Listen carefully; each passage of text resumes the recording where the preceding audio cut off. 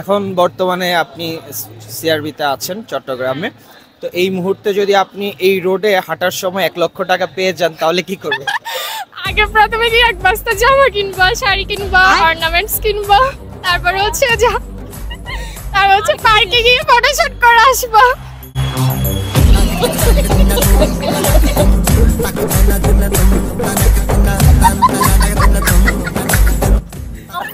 মা বাবাকে পরে দিব, আগে আমার ইচ্ছাগুলো পূরণ করে আসবো। আগে জামা কাপড় কিনবো, তারপর স্বাস্থ্য বুঝবো। না না, ওগুলো পরে, আগে আমার ইচ্ছাগুলো পূরণ করবো। আমি তাহলে আপনাকে একটা প্রশ্ন করি। এখন নারীদের সবাই অনেক সম্মান করে আর গুরুত্ব, যেমন সরকার নারীদের গুরুত্বটা একটু বেশি দিচ্ছে। তো মনে করেন যে আপনি একজনকে বিয়ে করলেন, এখন উনি আপনাকে কোনো স্বাধীনতা দিচ্ছে না বা আপনি জব করতে চাচ্ছেন, আপনাকে জব করতে দিচ্ছে না, তখন আপনি ওই বিষয়টা নিয়ে কি বলবেন? ওই বিষয়টা নিয়ে আমার সত্যি বলতে আমার জব করার কোনো ইচ্ছা নাই। বর্তমানে আছে যে মা বাবাকে সাহায্য করব, কিন্তু ভবিষ্যতে গিয়ে জামাইকে উল্টা আমাকে খাওয়াতে হবে। যে আমি জব করে ওই টাকা জামাইকে খাওয়াবো, এটা আমার কোনো ইচ্ছা নাই।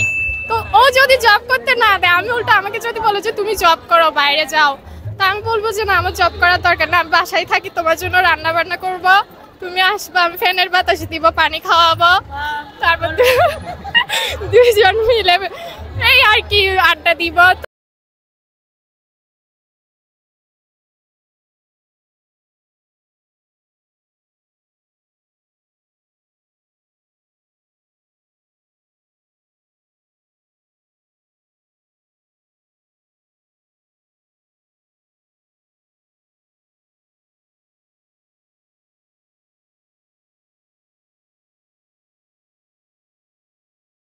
সুগার ড্যাডি বিয়ের প্রস্তাব দেয় তাহলে কি করবে?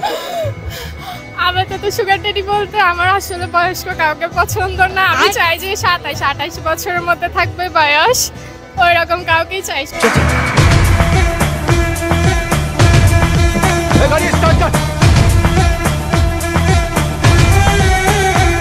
সুগার ড্যাডি হলে তো মানে জীবনটা বরবাদ, যে ও মারা যাবে, মারা যাওয়ার পর আমার আরেকটা বিয়ে হবে, তো এটার কোনো মানে আছে? দুই বিয়ে, এক বিয়েতে মজা, দুই বিয়ের তো কোনো মজা। তাহলে যখন বিয়ের সময় আসবে, মানে ফ্যামিলিগতভাবে যখন একটা প্রস্তুতি নেওয়া হবে, তখন ছেলে হিসাবে আপনি কেমন ছেলে চাইবেন, মানে কেমন ছেলে বিয়ে করতে চাইবেন?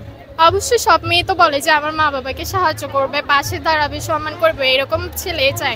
তো আমিও তার ব্যতিক্রম না, আমিও ওই রকমই ছেলে চাই যে আমার পাশাপাশি আমাকেও ভালোবাসবে, আমার মা বাবাকেও ভালোবাসবে, প্লাস আর্থিক সাহায্য করবে, মানে কোনো সময় মুখ ফিরিয়ে যাবে না। তো ওর মা বাবাকেও আমি দেখবো, আমার মা বাবাকেও ও দেখবে। হায় হায়, ইতনা সুকুন। বাংলাদেশের যে সকল সেলিব্রিটি আছে তাদের কম বেশ কি চেনা আছে? কন্টেন্ট ক্রিয়েটর, কিন্তু কাউকে ফলো করি না। আচ্ছা, ফলো করেন না তো? যদি কখনো কাউকে মানে একটা থাপ্পড় মারার সুযোগ হয়, তাহলে কোন সেলিব্রিটিকে থাপ্পড় মারতে চাইবেন?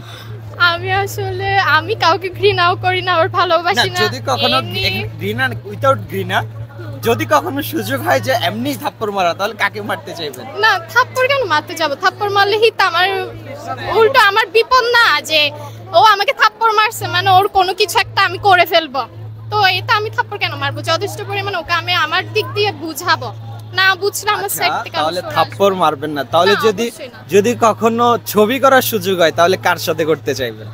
ছবি করার সুযোগ হলে কারোর সাথে না, ওইরকম মানে কেউ নাই। সেলিব্রিটি ক্রাশ কেউ নাই, কেউ নেই? না, সত্যি নাই। চিনিও না নাম কি, ওটাও জানি না কার নাম কি। ঠিক আছে, ধন্যবাদ আপনাকে, থ্যাংক ইউ। আচ্ছা, ধন্যবাদ। ওকে।